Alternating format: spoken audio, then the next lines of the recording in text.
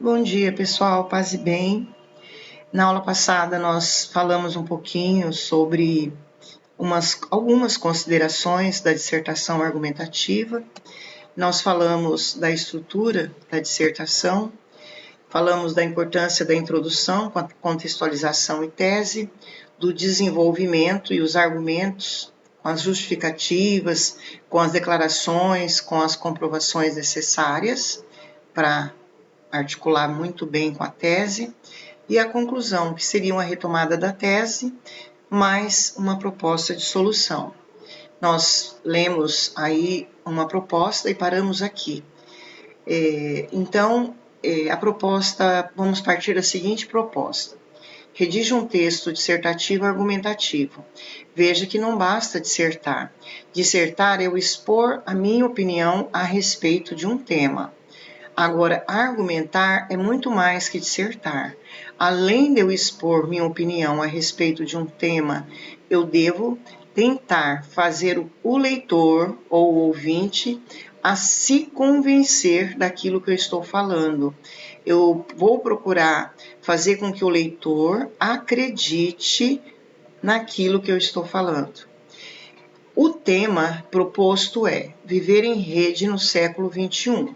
Todo mundo sabe que essa rede é a rede de internet, né? Sobretudo as sociais. Os limites entre o público e o privado. Então, aqui, viver em rede no século XXI é o grande tema, dentro de um tema maior, né? Que todo mundo sabe que é o contexto da internet, mas ela já dá uma delimitada aqui como é viver em rede no século XXI. Vocês têm que considerar isso, porque já é a delimitação dentro de um tema maior. Só que depois desses dois pontos, eles delimitam, eles especificam ainda mais. Eles querem que você escreva, dê sua opinião sobre os limites entre o público e o privado. Ou seja, para eles proporem esse tema e essa delimitação do tema, é porque eles partem de uma situação, de um contexto maior. Possivelmente não está havendo limites. E você, o que você acha? Você acha que deve haver limite entre o público e o privado? Você acha sim que está faltando limites para os usuários das redes sociais ao publicarem algumas notícias, ao compartilharem algumas ideias ou não? Então, é sobre isso aqui, olha, os limites entre o público e o privado, ele já especificou. Você tem que falar sobre isso. Não basta só falar viver em rede no século XXI. É preciso que você aponte os limites entre o público e o privado nesse século XXI. Como está a convivência das pessoas, como tem acontecido.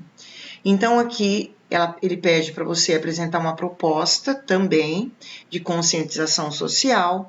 Quando manda fazer alguma coisa, nós temos que fazer, eu tenho que ler e tenho que fazer aquilo que foi pedido para fazer, que respeite os direitos humanos. Selecione as suas ideias, que vem muitas ideias, mas nem sempre vêm as melhores. Você tem que tentar selecionar, e isso nós vamos aprendendo com o tempo, desde já, tá? Depois que você seleciona, você precisa organizar essas ideias, porque mesmo que elas venham, que bem selecionadas, elas ainda precisam, elas necessitam de uma organização mental para colocar ordem no caos, para revestir essas ideias de palavras, porque muitas vezes eu tenho as ideias, mas eu não consigo revesti-las de palavras e acabo me perdendo na hora de escrever.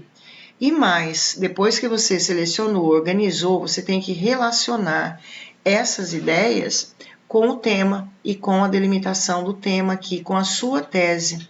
Então, não basta ter boas ideias organizadas, é preciso que elas estejam relacionadas com lógica com o tema que você vai escrever, sobre o tema que você vai escrever, certo? E tudo isso de uma forma coerente e coesa. Argumentos e fatos para a defesa de seu ponto de vista. Então, você vai fazer tudo isso relacionando para que seus argumentos e fatos defendam, de fato, o seu ponto de vista, que é a sua tese, certo? Eu tenho aí, então, um tema e por onde começar. Primeira coisa, você já tem o tema, que é a rede no século XXI. Você já tem a delimitação do tema, de onde você vai tirar a sua tese. Veja que a sua tese você tira dessa delimitação, mas você não pode esquecer esse contextozinho maior aqui, tá? Primeira coisa, você detectou o tema, que já está bem detectado, o Enem geralmente traz tudo muito bem claro. Depois que você detectar o tema e a tese, você vai elaborar o seu próprio ponto de vista, que é a sua tese. Essa sua tese vai partir daqui, mais uma vez eu repito, tá? Vai partir aqui dos limites entre o público e o privado. Esse ponto de vista tem que ser elaborado com clareza e objetividade, de maneira direta, simples, direta e com a boa seleção vocabular. Articulando essa sua tese com a palavra. Qual palavra? A palavra-chave do tema proposto. Qual é a palavra-chave do tema? Olha, você vai pegar algumas palavras aqui, eu acho que limite, público e privado, rede, tudo isso aqui são palavras-chave, você vai ter que ir amarrando, você vai ter que ir costurando com aquela linha, como diz, você costura com linha, né, o pano. Aqui o texto você vai costurar com palavras. Então, cabe a você fazer essa costura, de qual palavra seja mais cabível dentro dessas palavras-chave aqui, tá? Depois que você fizer elaborar a sua tese, você vai transformá-la mentalmente, somente na sua cabeça, numa pergunta. Então, suponhamos que você colocou lá, deve haver limites entre o público e o privado nas redes sociais. Aí você transforma isso em pergunta. Deve haver limites? Por quê? Quando você põe na sua cabeça deve haver limites, por quê? Com certeza vão aparecer algumas respostas. E essas respostas vão estar muito bem articuladas com a tese. Então, quando você articula com a tese, você vai evitar a fuga ao tema. A fuga ao tema é um dos critérios para nota zero, tá? Quando você faz essa pergunta mentalmente, é mentalmente, tá, gente? Você vai ter uma direção a seguir a partir da tese, sem perigo de fuga parcial. Há dois tipos de fuga. Tem a fuga total, que é zero total, e aquela fuga, sabe, parcial, que você vai e vem, você sai do tema e volta, fica aquele texto esquisito, estranho, até incoerente, porque você se propôs a defender tal tese e de repente você está partindo para um outro rumo, e isso pode te levar a perder grande quantidade de pontos. E além disso, você também, essas respostas para a sua pergunta vão aparecer nos parágrafos de desenvolvimento, ou seja, são só essas respostas que são cabíveis a partir dessa pergunta que você mentalizou. Aqui, com base nesse tema, eu tirei essa redação, eu acho que foi de uma aluna minha, de um terceiro ano, não me lembro mais. Eu dividi em partes para vocês perceberem cada parte. Claro que vocês não vão pular linha entre essas partes.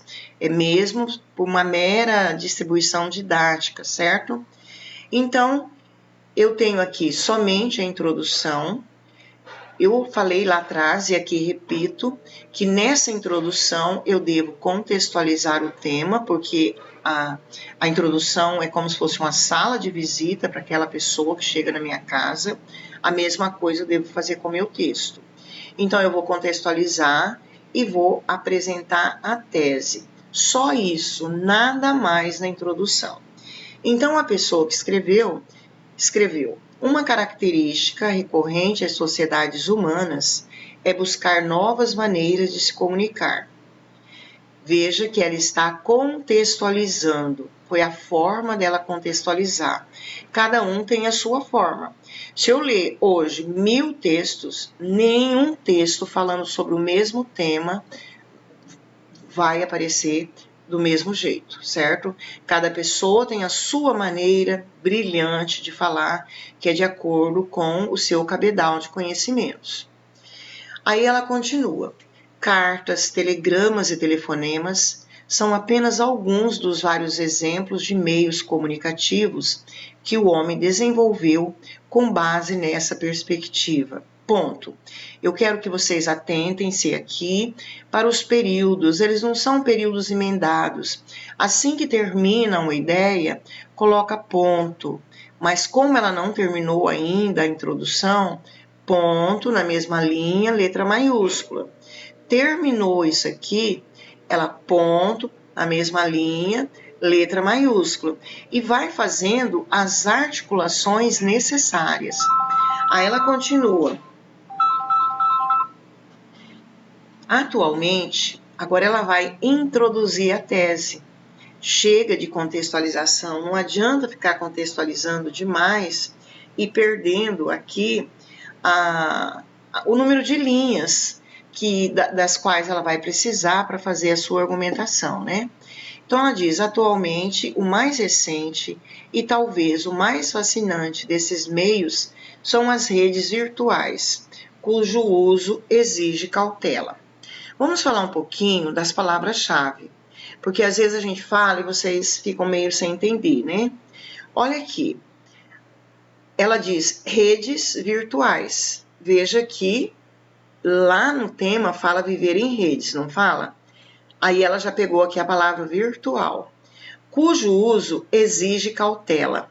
Quando ela diz cujo uso exige cautela, está mais do que na cara, está implícito, mas implícito de uma maneira muito explícita, usando aí um paradoxo, né? Porque cautela, quando eu falo em cautela, provavelmente ela está pensando lá em limites, porque quando há cautela, há limites. Então, isso aqui é uma boa introdução, certo? Em seguida, ela vai agora para o primeiro argumento. Eu vou parar porque o meu telefone está tocando e eu preciso atender, que eu estou com um problema de doença na família. Já já eu termino. E é bom também que não fica tão longo. Beijos.